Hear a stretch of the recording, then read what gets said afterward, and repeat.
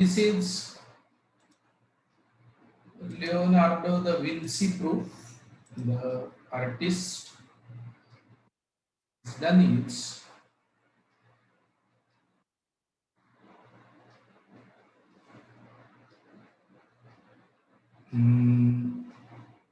There is a right angle triangle,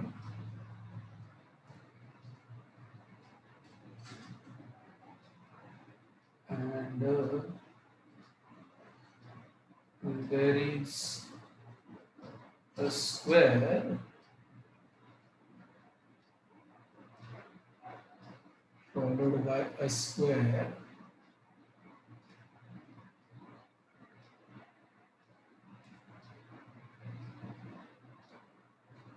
and there is yet another right angle triangle. These two triangles are going to be congruent, right? And then that is one way of putting it.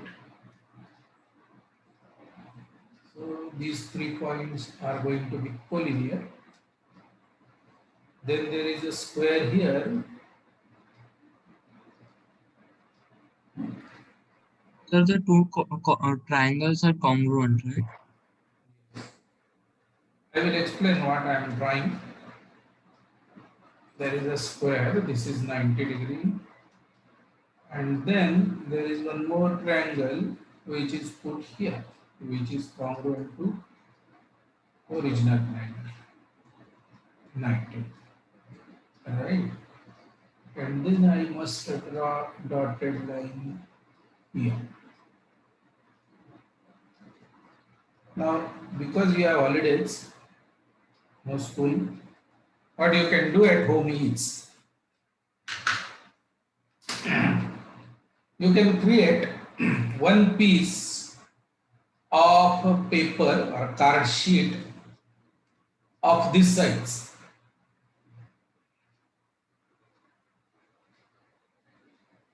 This size means you have to draw proper right angle triangle, proper squares on two sides.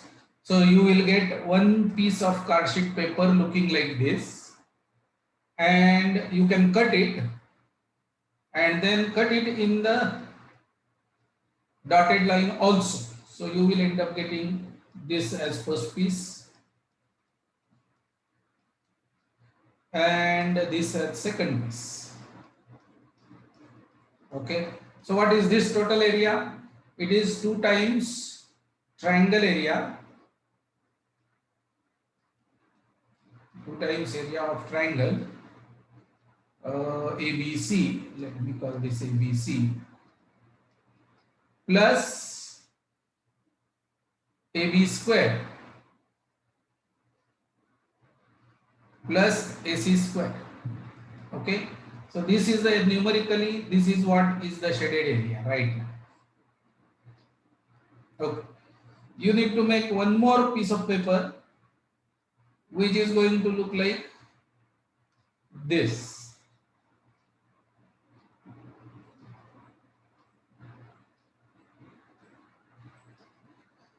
Okay, and for all practical purposes,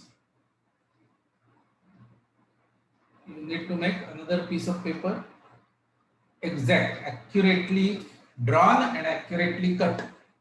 Okay, and then you are supposed to cut, you don't cut it in this form. Suppose this green portion you have to flip and put it over here. Okay, and then observe whether this green part which we have cut out of this figure perfectly fits here or not, and the remaining part of the figure perfectly fits here or not. So if we try to find out the area of this figure which I am asking you to make, what is that area? 2 times area of ABC plus BC square.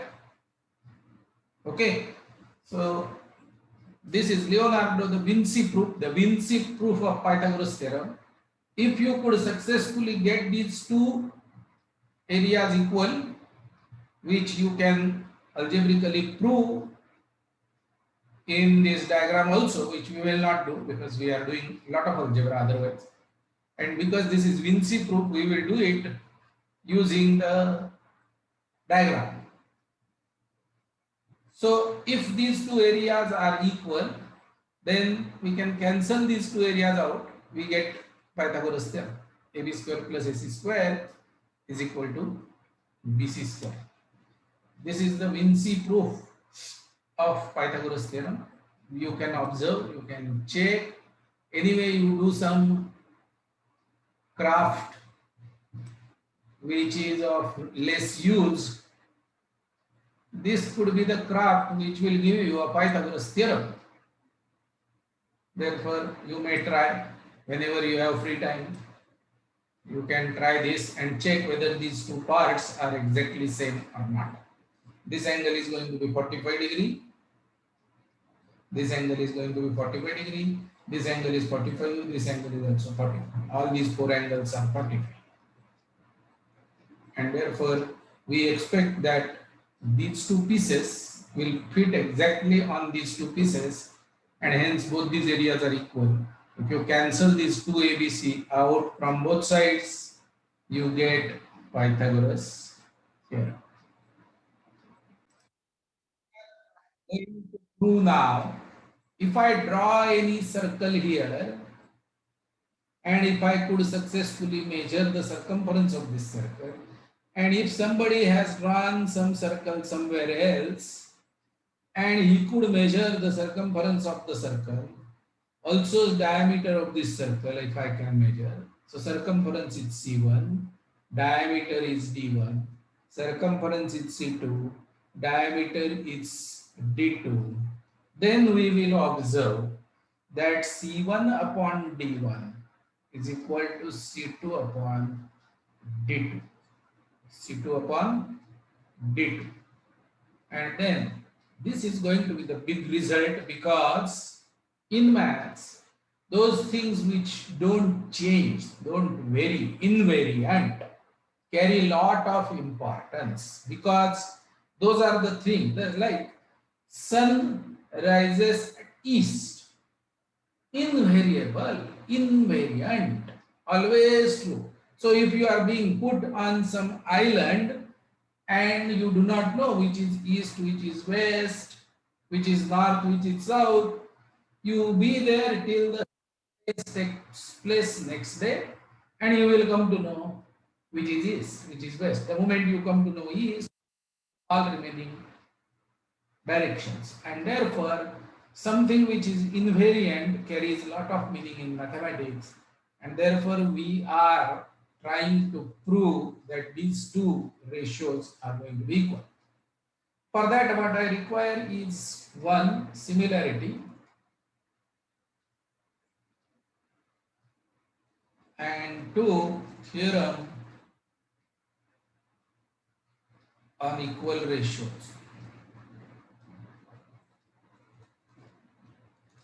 So similarity you have studied in 8th standard. Let us see what this ratio is. A upon B is equal to C upon D. If, of course, A, B, C, D are good numbers, B and D are not zero, etc. Everything is there. Then A plus C upon B plus C. Suppose this ratio is say K, then A plus C upon B plus C is also equal to K. So if you add numerators and add denominators and put them under ratio form, you end up getting the same ratio. This is theorem on equal ratios. I have written the short statement of this theorem, but the correct statement would be A, B, C, D are real numbers, B and D are not. Sorry. Sir, it should be B plus D. Should be D. So all of them are good. B and D are non-zero. B plus D is not zero. Everything, if I am writing it correctly, then this is the theorem. Can you spend couple of minutes to get the proof of this? Very simple idea. Okay, this is the simplest thing that we can do. A upon B is equal to K, therefore A is equal to BK. C upon D is equal to K, therefore C is equal to BK. Substituting these values in this equation, let A is equal to BK, C is equal to BK upon B plus D, which is B plus D upon B plus D into K, which is equal to. So Sir, I proved it by different method. बोलो. Yes, sir.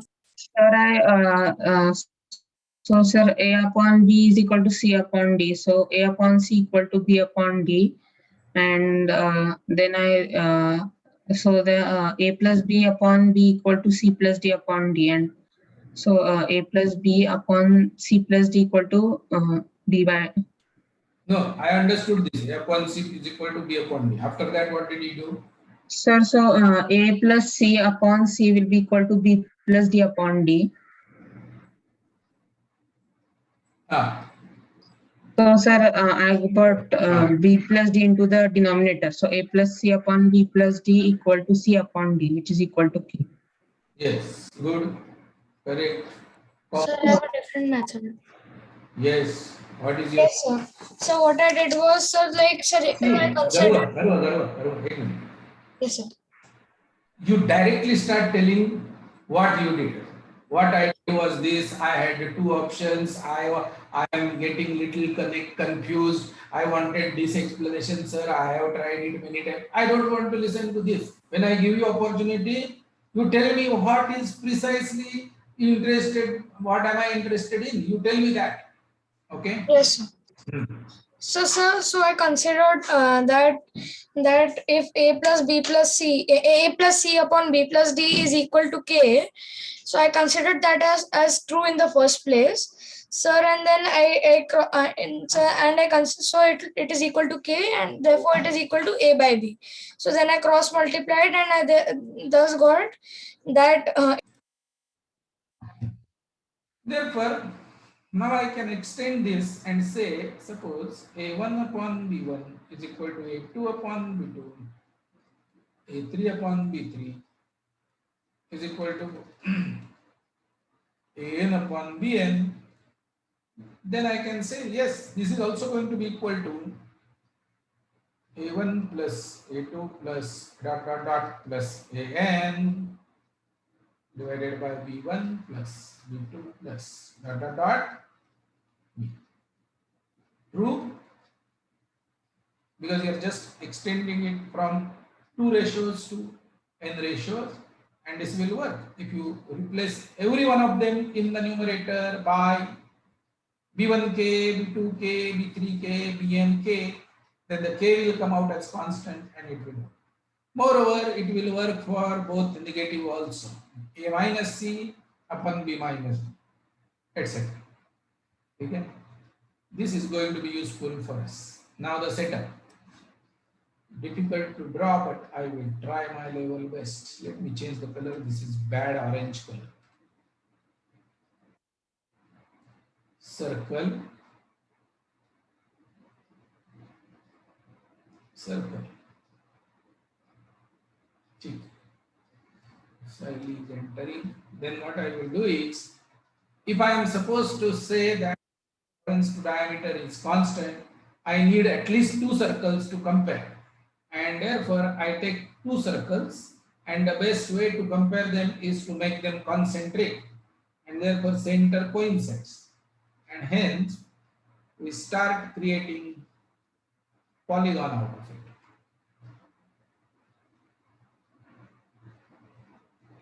Dot dot dot. Let me call this as AN, A1, A2, A3. Let me make it 56%. This is too thick. A4. Corresponding points of intersection of inner circle is Bn, B1, B2, B3, B4, and I am putting dot dot dot in between, and then I am joining these points.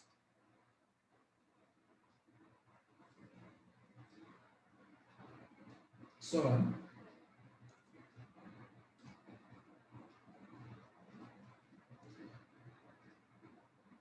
These are straight segments, and so on. So triangle MB1 B2 similar to triangle MA1 A2 by SS. Both the radii are equal, they are proportional, and included angle is same. This implies MB1 upon MA1 is equal to MB2 upon MA2 is equal to B1 B2 upon A1 A2. Correct? If we do it for triangle MB2 B3, similar triangle MA2 A3, we get ratios MB2 upon MA2 is equal to MB3 upon MA3 is equal to B2 B3 upon A2. If we keep doing it till we reach AN and A1 back, then triangle M AN A1 similar triangle MBN B1, same reason SAS for all, and therefore we get MBN upon MAN is equal to MB1 upon MA1. मी उलट का लिहिलं असंच is equal to BNA B1 upon ANA. True, true, true. And you will find that these are the ratios R1 upon R2 or RB upon RA. Let us call that as RB upon RA. Radius of circle B and radius of circle A. And everywhere it is radius of circle B upon RA. Therefore, what we get is, we get here is B1, B2 upon A1, A2 plus B2, B3 upon A2, A3 plus B3, B4 upon A3, A4 plus dot dot dot plus Bn, B1 upon An, A1. Not plus. I am messing it up. All these is supposed to be equal. Okay. And then if these ratios are equal, then applying theorem on equal ratios,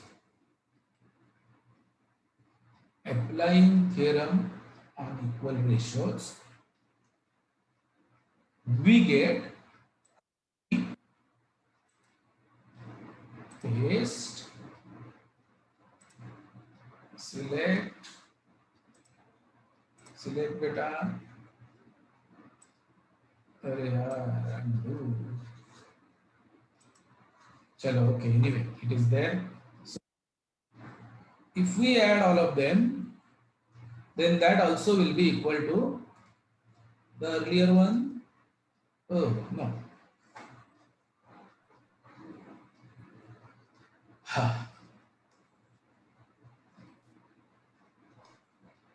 This is also going to be by theorem on equal ratios. This is also going to be equal to B1 B2 plus B2 B3 plus dot dot dot plus Bn B1 upon A1 A2 plus A2 A3 plus dot dot dot plus An A. Up to this point we have come. Okay. Now I have a question. Suppose really you want to measure the circumference of the circle. Can you give me some way by which you can accurately measure circumference of a circle? Okay, so there are a couple of methods of measuring the circumference correctly. Put the thread on the circle, then make it straight and measure. Put the pins on the circumference, and maybe around the pins you tie a thread and then make it straight and measure, and so on. That is precisely what we are going to adopt here. And we will say, now this is very important as far as this proof is concerned. What we will say here is number of pins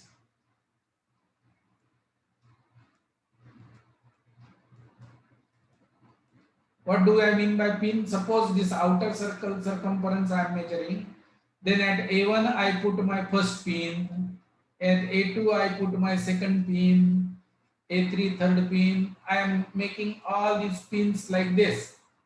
So number of pins that I am supposed to put is arbitrarily large. The number is large. Suppose if I have a circle like this, and if I can put a pin over here, and if I have another pin over here, and I am supposed to put number of pins large, so I kept on putting new pin between these two like this.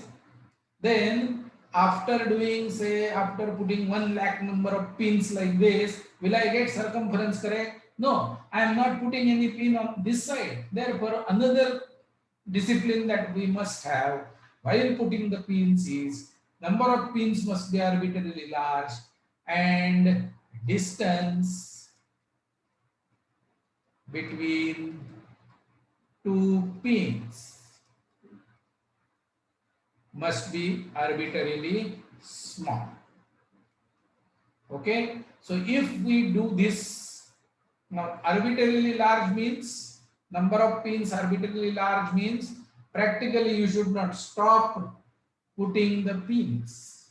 Infinitely many pins you are supposed to put, and distance between two pins must be small. That means suppose at one stage you have got pin here and a pin here, and this is the largest cord that you have, then put a pin in between. Then you will end up having this as the largest cord, put a pin in between. So distance between two pins is arbitrarily small. That means you make sure that you are putting pins all around the circumference. Now this is whatever is there in this box, whatever is there in this box is the beginning of new branch of mathematics, calculus.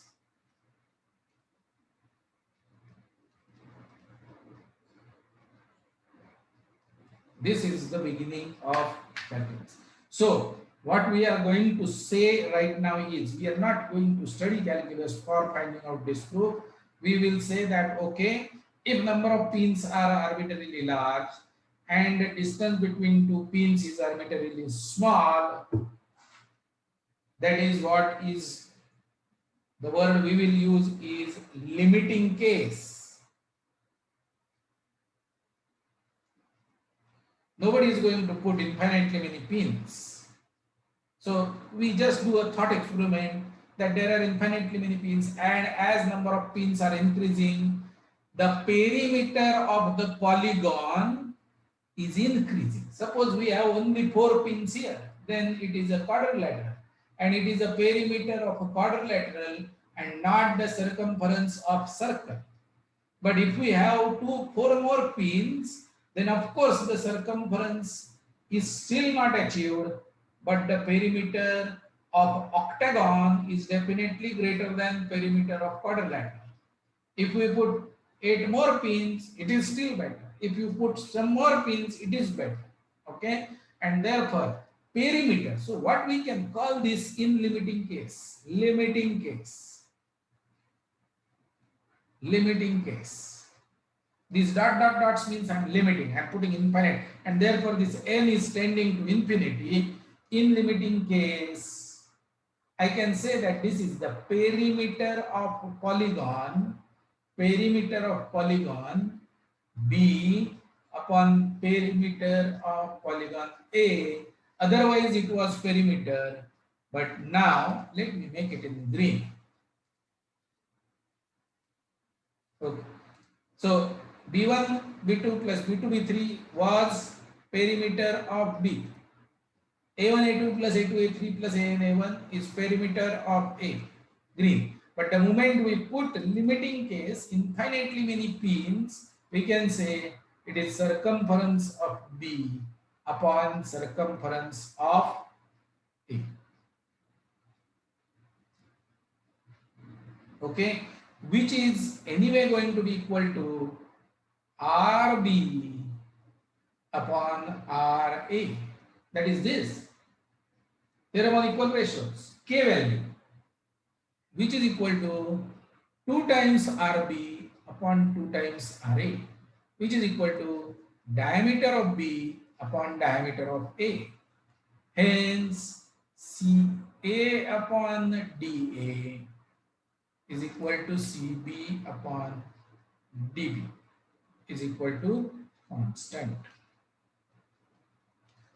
Okay, that is the theoretical proof for circumference to diameter is constant. So if you are measuring the circumference and diameter accurately, and if you take the ratio, both the ratios are going to be exactly same, and that is constant. It will never change, invariant, and therefore the name to that is given as pi. That is the naming ceremony. Name of this constant is pi. It is not because circumference is 2 pi r and diameter is 2r, therefore pi. No. Circumference is 2 pi r is because of this, not pi is because of 2 of pi. Okay. So what is first? First is circumference to diameter as a constant. We name it as pi, and therefore circumference of circle A is equal to pi dA. Circumference of circle B is pi dB. That is how this circumference to diameter is constant theorem we have proved. Just for your information, the value of pi happens to be satisfying these two, which is pi by 4 is equal to 1 minus 1/3 plus 1/5 minus 1/7 plus 1 by 9 and dot dot dot, or pi square by 6 is equal to 1 upon 1 square plus 1 upon 2 square plus 1 upon 3 square, and it is an irrational number. Why it is an irrational number is because it is dot dot dot, it never stops, and therefore it is a dynamic number. The moment you stop at some point, it is the approximate value of LHS that you are trying to find out. Now, these expressions that we have got here, will we be able to prove? Yes, we will, but in 12th standard. We will require this fellow, calculus, complete knowledge of calculus to arrive at values of that constant that is just given the name pi.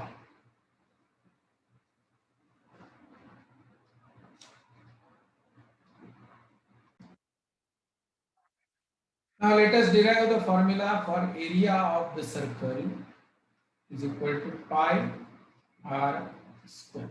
So let me have a circle with radius r, and again I divide them into triangles A1, A2. Now deliberately I am not keeping all triangles congruent, because when it is a limiting case, anyway they are going to be on one above the other. There are so many pins to be put. A2.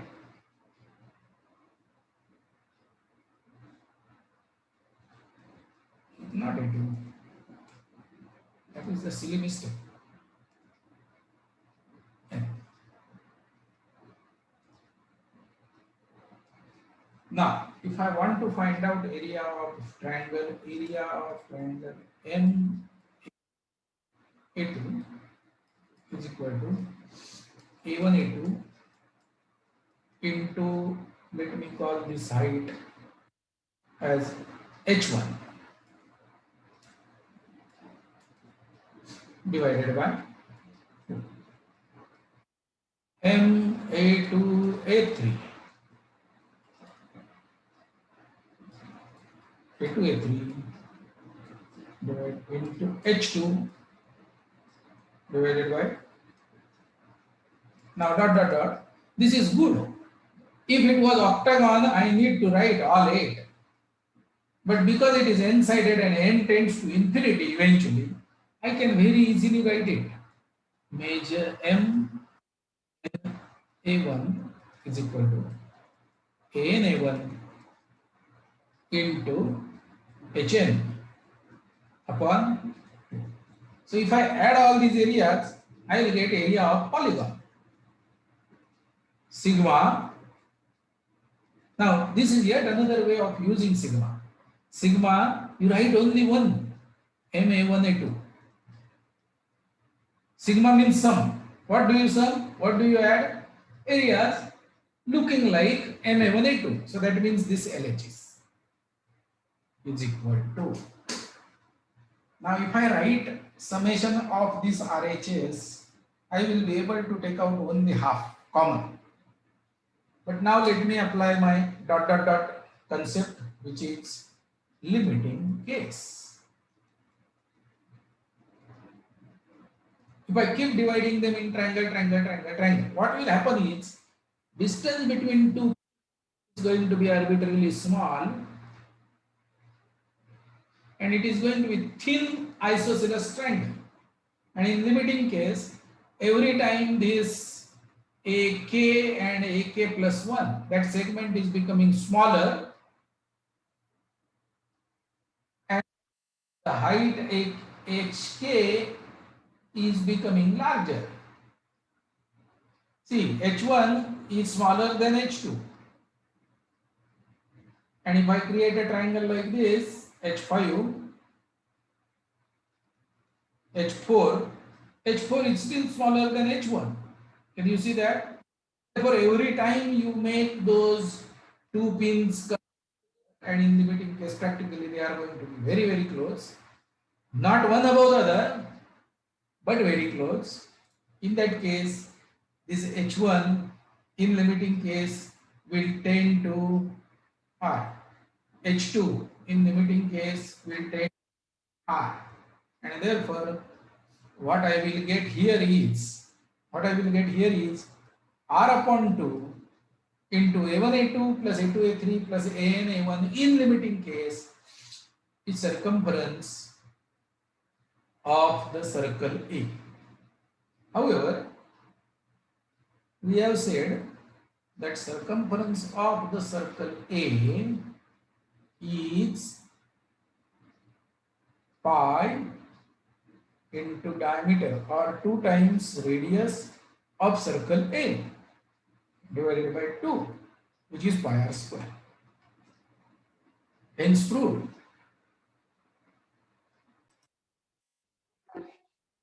Okay, next thing that we are going to learn is measure of an arc. Whenever we measure something, measurement is a comparison process. Last year you found out area of rectangle, area of triangle, area of parallelogram, area of trapezium. All these formulae we have derived last year. Measurement, and measurement is always a comparison process. And therefore, if measurement is a comparison process, then we should compare it with something which is available with us, and it should be easy. Now I don't know whether what is 1 foot, the story of that is being discussed in next standard or not, but maybe I will do it right now. People wanted to measure their land, and everybody was using different unit of measure. And one used to say, I have land equal to 10, some unit of measure square. Somebody else was saying, I have land 20, some other unit of measure square. Confusion was because unit of measures were not same. Who has got bigger land compared to other was not clear. Confusion.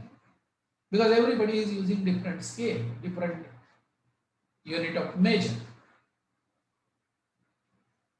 And therefore, to avoid the entire confusion, one day, King of United Kingdom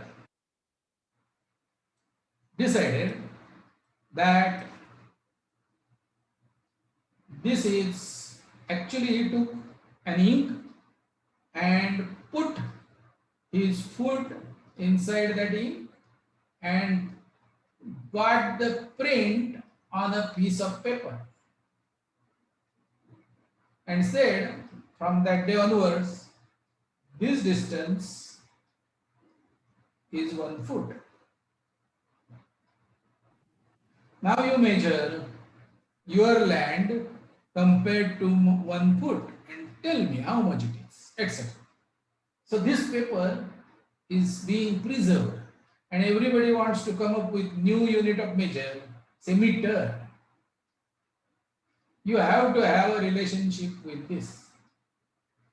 How much, how many foots, how many feet is 1 meter. You need to have that. So after that comparison, then the new unit, new quantity came, what's temperature. We want to measure temperature. What unit of measure, etc. we don't know. So the easiest way to measure the temperature, put up water in a pan and start boiling it. Suppose the water is being heated in the laboratory with a burning lamp. It will start boiling at certain temperature. Assume that the temperature at which it is boiling is constant everywhere. Of course, it depends on the pressure, but assume that the pressure is also constant atmospheric, whether we do it in Pune or in California. Then we say that whenever you start finding the water boiling, we call it as 100 degrees centigrade unit of measure. The moment it starts freezing, becoming ice, 0 degree centigrade, something like this. And if I want to create a new thermometer, I should be able to do this, calibrate that thermometer easily with these fundamental things which are easy to calibrate and do it. Therefore, always it has been effort. Whenever it comes to new quantity measurement, the effort is always made such that the standard unit of measure is available everywhere. And therefore, in case of circle or in case of arc of a circle, can I have a better circle? 1, 2, 3. Yes. If we want to measure the arc length, or through what degree or through what unit of measure of the measurement of that arc the arc has happened, then acceptable is you walk along with the circumference equal to radius of the circle and stop. Join that point with the center. whatever angle that you have created is 1 radian. It is 1 radian. That is the angle you have created. So as we know, circumference to diameter ratio is constant. Every time you do this procedure, you get 1 radian. And therefore, if I have to travel 2 pi r distance, this is 2 pi r distance. If I travel r distance, I get angle 1 radian. If I travel 2 pi r distance, how much angle will I get? 2 pi r upon r is equal to 2 pi, and hence measurement of one rotation is 2 pi, which for us so far was equal to 360 degree. 2 pi radians is 360 degree. Okay, I pause for some time. Pi, therefore 2 pi is equal to 360 degree. Therefore pi radian is 180 degree. Pi by 2 radians is equal to 90 degree. So maybe so far you have been using degree more as a unit of measure. Maybe after now we should use radian measure. In 11th and 12th, if it is not stated, the angle is in radian. Okay. Therefore,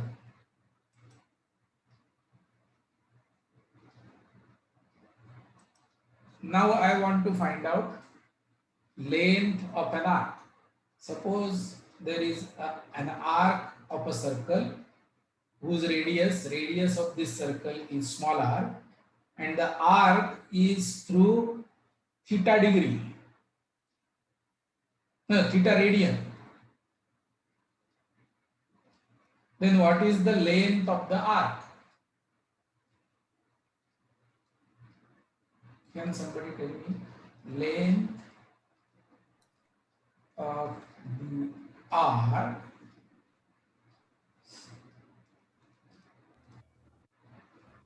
Sir, it will be Sir, theta theta into radian r. upon 360 into circum radius.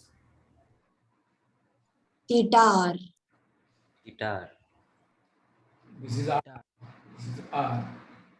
The length of the arc is theta times r.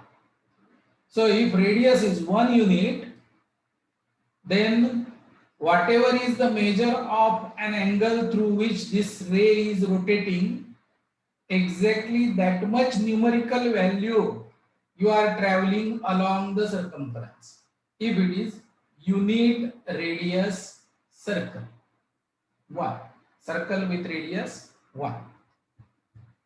Okay, so these are some important things. Radian measure, why circumference is 2 pi r, why circle is pi r square, why length of arc is r theta, where theta is in radian, pi is equal to 180 degree. All these things are going to be extremely important, and therefore this particular time of 1.5 hours is invested on that. Sir, can you wait for 2 minutes? Copy. True, you have done this last year, but I just want to revise. If ABCD is a trapezium,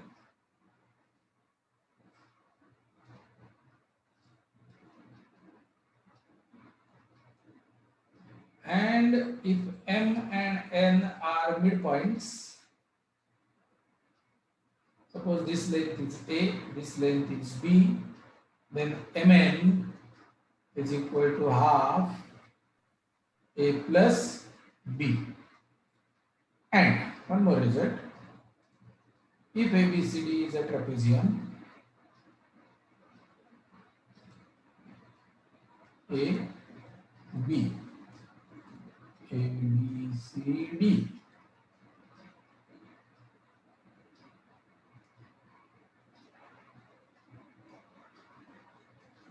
P,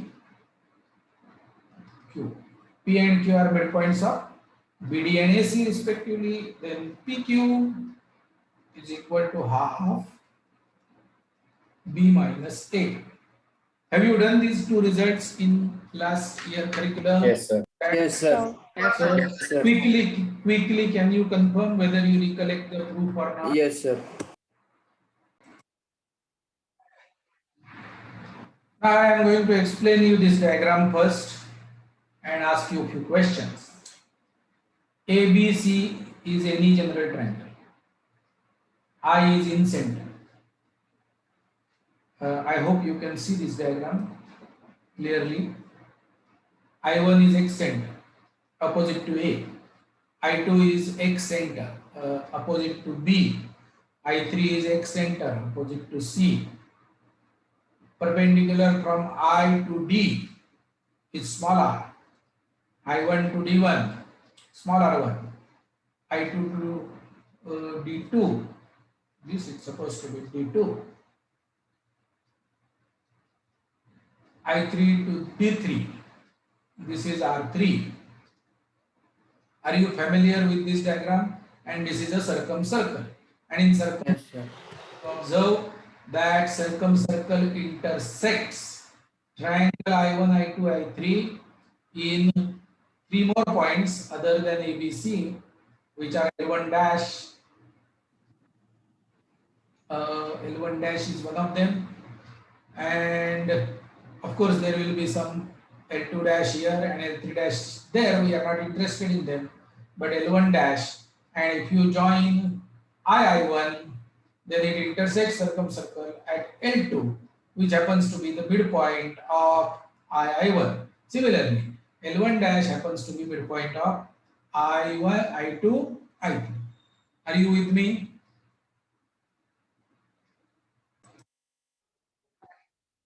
If we understand this diagram well, then prove that R1 plus R2 plus R3, that is sum of x radii, is equal to 4 times circumradius plus in radius.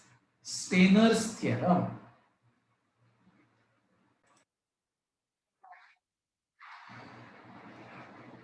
L1 dash is a midpoint of I2, I3, and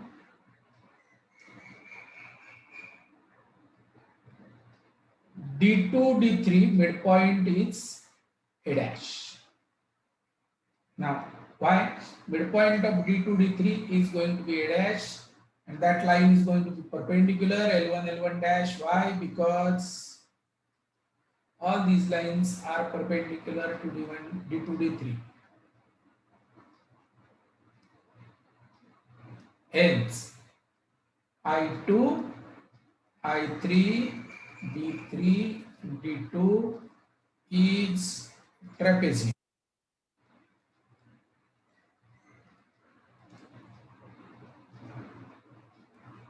A dash and L1 dash are corresponding midpoints of non-hypotenuse sides.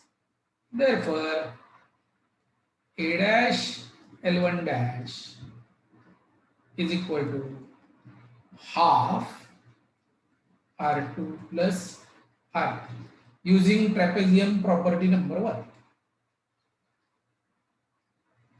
Similarly, ID, now here I have to write quadrilateral, ID, I1, D1 is trapezium, and therefore diagonals are D1, D2, sorry, DD1 and DD1 and II1 are the diagonals. Their midpoints are L1 and A dash. So where is C1? Huh? So you have written ID, I1, C1. ID I1 D1. Yes. A dash L1 is equal to half bigger minus smaller R1 minus R.